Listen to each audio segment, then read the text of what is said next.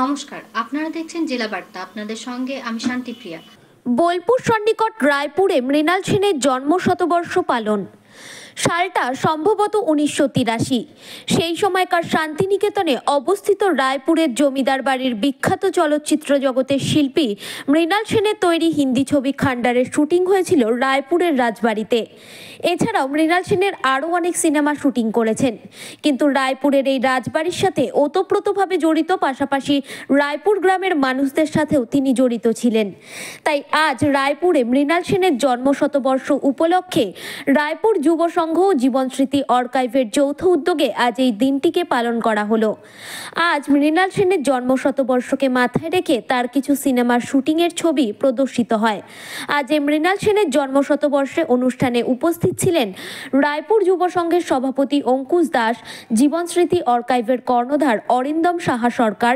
এছাড়া ছিলেন রায়পুরের জমিদার বাড়ির বিভিন্ন সদস্যরা। এই অনুষ্ঠানে পাশাপাশি ইতিহাসের দর্পণে রায়পুর সুপুর অঞ্চলে বই প্রকাশিত হয়।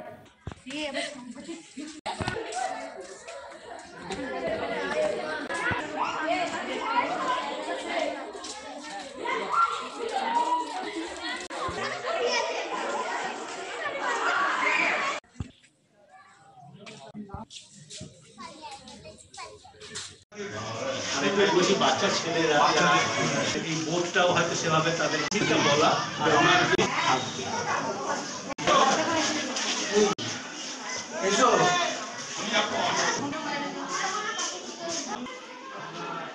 প্রথম পৃথক বই আমাদেরই পড়শি গ্রাম, রায়পুরের পড়শি গ্রাম, গোটা এলাকাবাসী সুকেশ মণ্ডলের কাছে আন্তরিকভাবে কৃতজ্ঞ। প্রধান শিক্ষক উপস্থিত আছেন, সঙ্গে আমরা পেয়েছি আঞ্চলিক ইতিহাস সংরক্ষক এবং প্রচ্ছদটি ডিজাইন করেছেন সঞ্জয় কামিল্লা। বিভিন্ন কার্যক্রম করি। কাজী আমিরুল ইসলামের রিপোর্ট, ভয় টিভি, বোলপুর।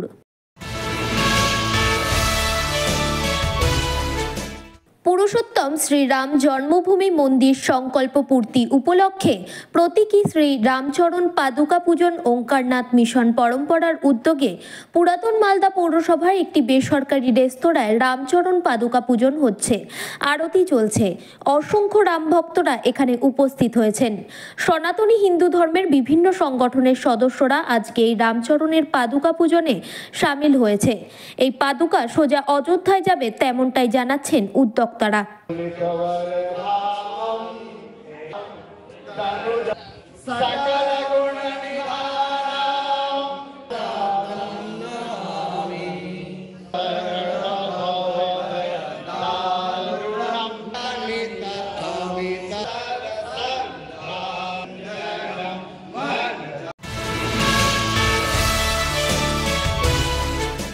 মুড়িগঙ্গা নদীর চরে দাঁড়িয়ে থাকা বাংলাদেশি জাহাজে আগুনের ঘটনাকে কেন্দ্র করে ব্যাপক চাঞ্চল্য ছড়াচ্ছে গোটা এলাকায়। শনিবার ঘটনাটি ঘটেছে দক্ষিণ 24 পরগনা হারউড পয়েন্ট কোস্টাল থানার এলাকায়। ঘটনা ঘটার খবর পেয়ে ঘটনাস্থলে যায় দমকলের একটি ইঞ্জিন। স্থানীয় সূত্রে জানা যায়, প্রায় 6 মাসেরও বেশি সময় ধরে বাংলাদেশি এই জাহাজটি পণ্য জাহাজ থেকে ভাসমান পেট্রোল পাম্পে রূপান্তরিতকরণের কাজ চালানো হচ্ছিল। শনিবার কাজ করার সময় কর্মীদের হঠাৎই জাহাজের মধ্যে আগুন দেখতে পায়। এরপর খবর দেওয়া হয় হারউড পয়েন্ট কোস্টাল থানাকে।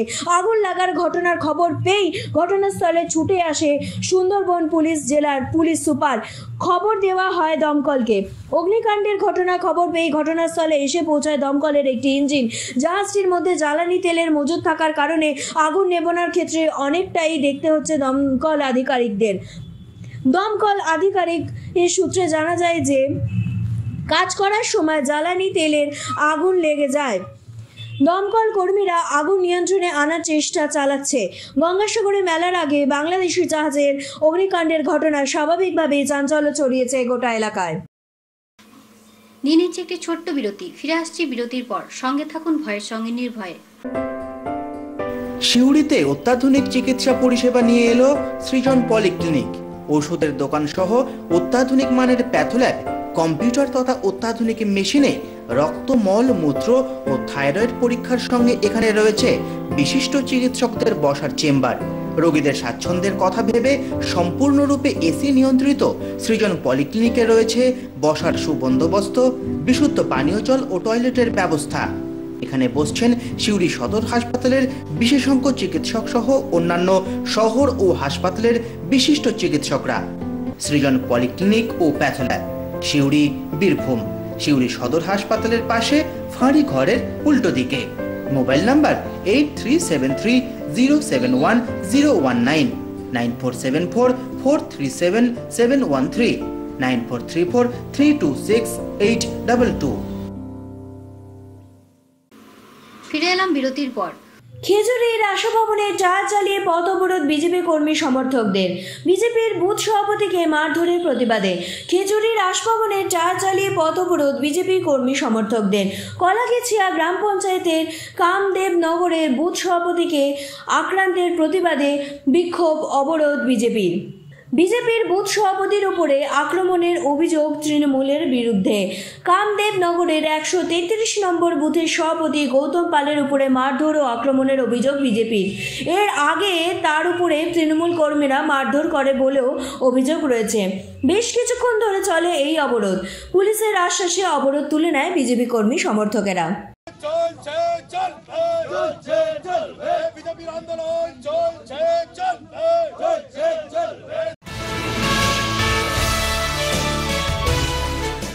ফুল ভালোবাসে না এমন মানুষ খুঁজে পাওয়া যাবে না।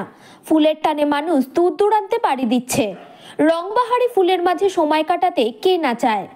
পূর্ব মেদিনীপুর জেলায় পরিবেশ মেলা শুরু হলো তমলুক শহরে। তমলুক ফ্লাওয়ার্স লাভার্স অ্যাসোসিয়েশনের উদ্যোগে তমলুক বৈকুণ্ঠ সরোবর এলাকায় আয়োজন করা হয়েছে ফুল মেলা। মেলার উদ্বোধনে উপস্থিত ছিলেন তমলুকের পৌরপ্রধান দীপেন্দ্র নারায়ণ রায়, উপপৌরপ্রধান লীনা মাভৈ রায়, প্রাক্তন বিধায়ক ব্রহ্মময় নন্দ ও স্থানীয় কাউন্সিলর সহ অন্যান্যরা। মেলায় বিভিন্ন ধরনের ফুল ছাড়াও নানা রকমের আনাজ ও পরিবেশ বিষয়ক চিত্র প্রদর্শনী রয়েছে। এছাড়াও আছে পরিবেশ নিয়ে আলোচনা।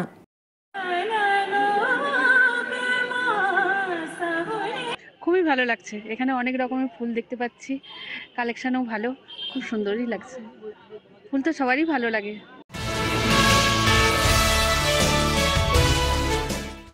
মধ্যরাতে নাটকীয়ভাবে গ্রেপ্তার হলেন বনগাঁ পুরসভার প্রাক্তন চেয়ারম্যান শঙ্কর আঢ্য ওরফে ডাকু।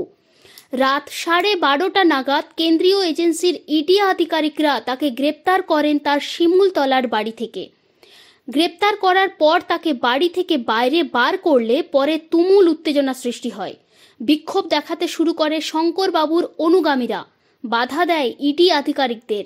কেন্দ্রীয় বাহিনীর জওয়ানরা আসরে নামলে পরিস্থিতি আরও ঘোরালো হয়ে ওঠে। ইডি আধিকারিক এবং সিআরপিএফ জওয়ানদের লক্ষ্য করে শুরু হয় ইট বৃষ্টি এবং কাঁচের বোতল ছোড়া হয়। পরিস্থিতি নাগালের বাইরে যেতে থাকলে পরিস্থিতি সামাল দেওয়ার জন্য শুরু হয় লাঠিচার্জ। সিআরপিএফ জওয়ানদের লাঠিচার্জের ফলে এলাকায় আরও উত্তেজনা সৃষ্টি হয়।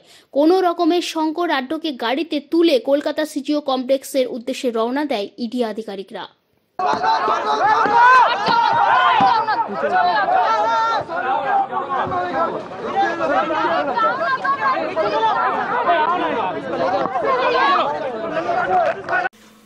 আজকে জেলা বার্তা এই পর্যন্তই। নমস্কার।